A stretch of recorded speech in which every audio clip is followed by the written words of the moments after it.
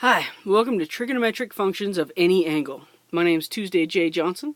I'm a lecturer at the University of Texas El Paso and an assistant professor at Doña Ana Community College.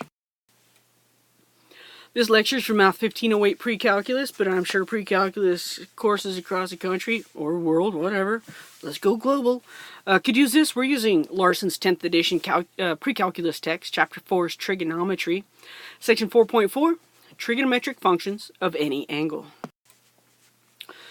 So let's start with some definitions. We've defined the sine, cosine, tangent, cotangent, secant, and cosecant in two ways so far.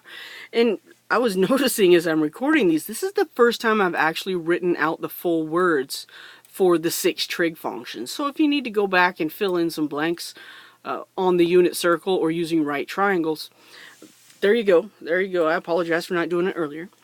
But if we put these two ideas together, the unit circle, or more importantly, circles, along with right triangles, we can define trigonometric functions of any angle. So we're going to let theta be an angle in standard position with xy a point on the terminal side of theta, and our radius is going to be given to us by the square root of x squared plus y squared, which is never going to be 0. We're going to look at the principal square root. So what we're doing here is we're saying in standard position I have some theta and some angle, here we go, and the point xy. And so what we're really doing is we're kind of dropping a perpendicular here. Let's just go ahead and draw it in. And we have our horizontal. And this will be our x. We'll have our y. And our radius, this r value, will be given to us by the formula. R equals the square root of x squared plus y squared. It's the Pythagorean theorem. And we could imagine a circle kind of going around of whatever radius this is, but we can also see our right triangle. Let's look at an example. The point given, 8, 15, is on the terminal side of an angle in standard position. We're going to determine the exact values of the 6 trig functions of the angle. Well, our theta, since our angle's in standard position, theta is always the central angle, so it's the angle at the origin. The point 8, 15 is in the first quadrant. Both x and y are positive. I know my x value is 8, my y value is 15. I can find my radius. And I could use the formula from the previous page, but I naturally just kind of tend to the Pythagorean theorem. And I get a radius of 17. 8, 15, 17 is a nice Pythagorean triple. Look up Pythagorean triples, and some of this math might get a lot easier for you. So in reference to theta, sine, right? Sine is either opposite over hypotenuse or sine is y over r. Either way, we're good to go. So 15/17. From the central angle, cosine is 8 over 17. That's our x value, so that's x over r. This is y over r. Tangent, always y over x, 15 over 8. Then cotangent flips it over. Secant's the reciprocal of cosine, cosecant the reciprocal of sine. With this triangle, we can find the big 3. Once you know the big 3, you just take the reciprocals to work your way back up for the other 3. The point negative 4, 10 is over in the second quadrant. Now the negative comes into play. It's telling us which quadrant we're in. A negative value in a right triangle in general doesn't make any sense, but a negative 4 for this one tells us we're going to the left 4, so it's a direction indicator. So negative 4 is my x, 10 is my y. I can find my radius. 116 has a square root equal to 2 square root of 29. Here we go. If this is 2 squared root of 29, the sine of theta is always y over r. So that's 10 over 2 squared root of 29, which is 5 over the square root of 29, and I can rationalize my denominator. Reference an angle to theta. Cosine is adjacent, negative 4 over the radius. So we have negative 4 over 2 squared root of 29, which is negative 2 over the square root of 29. Negative 2 squared root of 29 over 29. From theta, tangent is y over x. Actually, we don't even care anymore. It's just y over x. It's There's no reference. We don't worry about adjacent. It's y over x, it's y over r, it's x over r, all of these different values. And they're the same thing. It's still adjacent over opposite over adjacent for tangent. It's still 10 over -4. It's also y over x. So whichever way was easiest for you to memorize some of those basic angles, it's still going to work out for you as you're doing trig functions of any angle. So 10 over -4 is -5/2. The cotangent, I take the reciprocal of tangent. The secant, I take the reciprocal of the non-rationalized version. For the cosecant of theta, I take the reciprocal of the non-rationalized denominator, square root of 29 over 5. Alright, so it really comes down to which quadrant are we in. If I give you a point, you know where we are. You can find that. We've done algebra forever. When you first got past numbers and started getting into letters, you got into Cartesian coordinate systems. But now let's think about the trig functions. If the sine of theta is positive, remember that tells us sine is y. And y is positive in quadrants 1 and 2, the top two quadrants. If cosine of theta is negative, remember cosine of theta is x. If x is negative, that's the left side of the coordinate system, so that's quadrants 2 and 3. Where do we have overlap? 1 and 2, 2 and 3. This overlap means theta must be in quadrant 2. So knowing the positive and negative signs of our trig functions helps us to narrow down which quadrant we must be in. If the tangent of beta is positive and secant of beta is negative, well, we know that tangent is the quotient of sine and cosine. So a quotient is positive when x and y have the same sign. In quadrant 1, they're both positive. In quadrant 3, they're both negative. We know secant is the reciprocal of cosine, so secant is an x value. We know x is negative in quadrants 2 and 3. Well, quadrants 1 and 3, quadrants 2 and 3, what's the overlap? The overlap puts beta squarely in quadrant 3. All right, so knowing when they're positive and negative in the reference to x and y it helps us narrow down which quadrant we're in. So, put those two ideas together. Find the value of the 6 trig functions of theta with the given constraint. Cosine of theta equals 8/17 when tangent of theta is negative. Now, we know that tangent is negative when x and y have opposite signs. So we're going to call that quadrant 2 and quadrant 4. All right, quadrant 2 and quadrant 4, they have opposite signs. Cosine of theta is positive 8/17. So cosine is positive when x is positive, which is quadrants 1 and 4. Where's the overlap? This means we use quadrant 4. So now we draw an angle in quadrant 4, always in reference to the x-axis. Our central angles will always be referenced to the x-axis. And I draw it in the appropriate quadrant. I know that cosine is x over r, so my x value is 8. My r value is 17. I don't know my y value yet, but guess what? This is a right triangle. Right triangle, Pythagoras helps us out once again.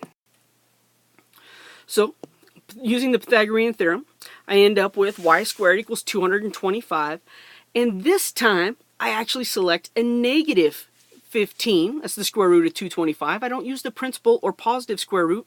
Why do I use the negative? It's because I know I'm in quadrant 4. I know that the y value goes down. In quadrant 4, the y value is negative, so I know which one to use. If it was just a random right triangle out in space, it's always positive. But now we need the negative as a reference to tell us where we are, which quadrant. Finally, we can put all of this information together, and we know that since y is a negative 15, sine is y over r, negative 15 over 17. Cosine was given to us as 8/17. The tangent of theta is y over x, so negative 15 over 8. And then we take the reciprocals to finish out the other 3.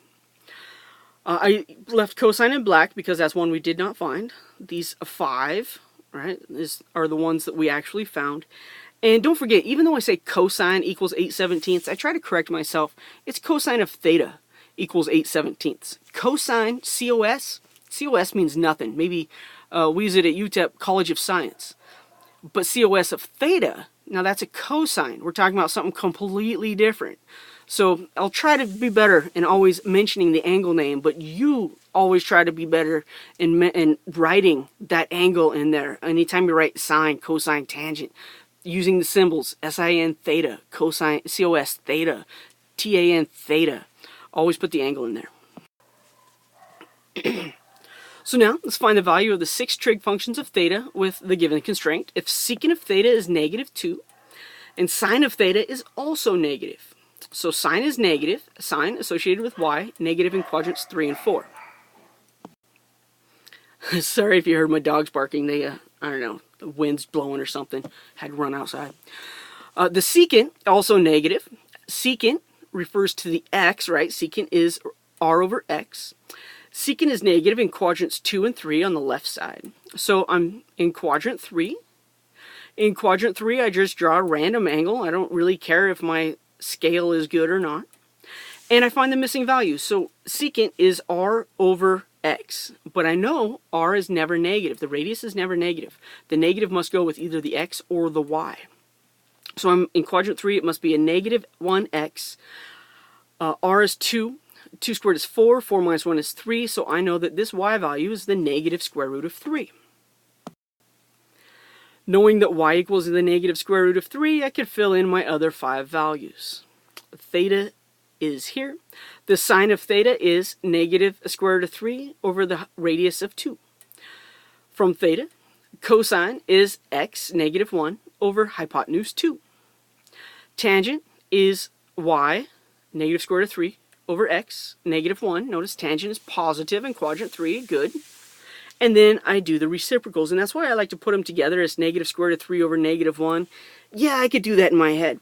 But I write it down so that I don't have to do extra work over here. I just flip it around. Boom, there I go, rationalize my denominator. Secant of theta equal negative 2 is given to us. And I find the reciprocal of the sine of theta to give me the cosecant of theta and rationalize my denominator. Alright, so all this stuff is, as long as we know the point or we know which quadrant we're supposed to be in, we can find it. And I tell my students all the time that really the unit circle comes down to knowing the first quadrant. As long as you know the first quadrant, you could deal with the rest. And here's why. Let's let theta be an angle in standard position. So its initial side on the positive x-axis with the vertex at the origin. Its reference angle is the acute angle, so less than 90 degrees, a theta prime, formed by the terminal side of theta and the horizontal, also known as the x-axis. Always reference to the x-axis. We don't very often in pre-calculus talk about references of angles to the y-axis. We'll do that sometimes in calculus just to make sure students are paying attention. But in pre-cal, we always reference our angles to the x-axis. So in the first quadrant, the reference angle is the same as the angle. In the second quadrant, the reference angle is the supplement. Right? If A is here, the supplement adds to 180. In quadrant 3, given an angle A, the reference angle is just 180 degrees less. And in the fourth quadrant, the reference angle is the amount that I need to add to get to a full circle. This might be a little bit better for you since quadrant 1, the reference angle is the angle itself. Quadrant 2, the reference angle is pi minus theta. So pi goes all the way here. I take out this theta piece and I'm left with my reference angle. Whereas in quadrant 3, I reverse the subtraction. Sorry, I don't subtract the reverse, but I reverse the subtraction. And I have, if this is theta all the way to the terminal side, I'm going to take off this pi amount. And in reference to the x-axis, all I have left is my theta prime. So theta minus pi versus pi minus theta for quadrants 2 and quadrants 3. Make sure you know where you are. Which is bigger? In quadrant 2, pi is larger. In quadrant 3, the given angle theta is larger. And in reference to quadrant 4, the reference angle is always a full circle minus the pi. Or excuse me, minus theta. Wow. The full circle 2 pi minus theta will give us this little bit of reference angle. Notice, reference angle, always x-axis, always x-axis, always x-axis. So, let's see. Find the reference angle and sketch both angles. My angle is 309 degrees. Now I know 309 is bigger than 270 but less than 360, so I'm in quadrant 4. Is this accurate? Not really. Close. Reference angles in quadrant 4 are found by 360 minus the given angle. So I know my reference angle is 51 degrees. Notice my reference angle is referenced to the x-axis. If I'm given theta equals negative 215 degrees, remember a reference angle is always a positive acute angle. So first I make a positive coterminal angle by adding 360, and I'm looking at 145 degrees. 145 degrees is between 90 and 180, so I know I'm in the second quadrant. In quadrant 2, the reference angle 180 minus 145 is 35. So remember, in quadrant 2, we're just looking for a supplementary angle. Same process, same thing. If I'm given a theta equals 7 pi over 6, remember 7 pi over 6 is 7/6 of pi. I know that 7/6 is more than 1, but it's definitely less than 3/2. So I'm somewhere in quadrant 3. In quadrant 3, I know the 7 pi over 6 is larger than pi. So if I take out this pi, this top piece, the amount I'm left with is that little 1/6 that went past. So pi over 6 is my reference angle. All right, now we're given an angle of theta equals 11.6. I did not forget the degree symbol. This is in radians. We're going to estimate where is 11.6. It doesn't have a pi. We don't have those reference little fractions we could deal with. So I'm just going to figure it out. I know that 2 pi is about 6.14. 3 pi is 9.42. 4 pi is approximately 12.56. Hey, look at that. Somewhere between 3 pi and 4 pi is 11.6, our theta. So I'll go right in the middle of them, and this would be in the negative y-axis area. 3.5 pi is approximately 10.99. So 11.6 is between 3.5 pi and 4 pi. That's one complete circle. Let's see. So we go 0, 1 pi, 2 pi, 3 pi, 3.5 pi is where my angle is. So what I'm going to do is I want to find a coterminal angle that's in one rotation. So I want to find what this angle is. One rotation. Let's go back on that. Well, let's use some different colored ink. I want to find this angle. And by doing so, what I'm going to do is I'm going to subtract off this full circle that I don't need. Right to there. Subtract off this full circle. I don't use that. Yeah, it's pretty hideous looking, but that's what we're doing here, finding a coterminal angle, 11.6 minus 2 pi, and I'm going to use the decimal approximation because theta is given in decimal. I get 5.32, so this angle right here, following it around, and I drew that wrong, we should be over here at 11.6. The reference angle, or the full angle is 5.32, the coterminal angle. I know I'm in quadrant 4. If I'm given an angle of 5.32, the reference angle is 2 pi, the full circle, minus 5.32, and that's 0.96. That's a lot of work to get theta prime equals 0.96 radians. We needed to know where is 11.6. We needed to know how to find coterminal angles. We need to know what quadrant we're in. We need to be able to find a reference angle for that particular quadrant. So there's a lot going on. Each individual little piece, super easy. Putting them all together, that's the challenge of trig. All right, so if you want to evaluate the trig functions of any angle, here's what we're going to do. First of all, we're going to determine the function value for the associated reference angle theta prime. So if you know sine of 0 is 0, the sine of pi over 6 is 1/2, the square root of 2 over 2, square root of 3 over 2, square root of 4 over 2, that pattern that we had in some of the other lectures, that means you only have to know the first quadrant of the unit circle. Because if you know what the values are in the first quadrant, and you know which quadrant it lies, you just put in the appropriate positive and negative sign. So if you know your sines and reference angles, you only have to memorize the first quadrant of the unit circle. Easy peasy. So let's see how this works out. We want to find two solutions of the equations. We're going to give our answers in degrees and radians. So we're going to have a total of 4 answers possibly. The sine of theta equals 1/2. Now, I first look at the plus or minus, so the positive or negative. Sine is positive in quadrants 1 and 2. I know that sine is 1/2 when my reference angle is 30 degrees. So in quadrant 1, 30 degrees gives me a sine of 1/2. It's pi over 6. In quadrant 1, the angle is the reference angle, so I'm good. So in quadrant 2, if my reference angle is 30 degrees, my given angle is 150 degrees, and I can put those in radians as pi over 6 and 5 pi over 6. Sometimes I deal with degrees, sometimes I deal with radians. I don't know why one direction is easier for me than another, but always be able to go back and forth between degrees and radians.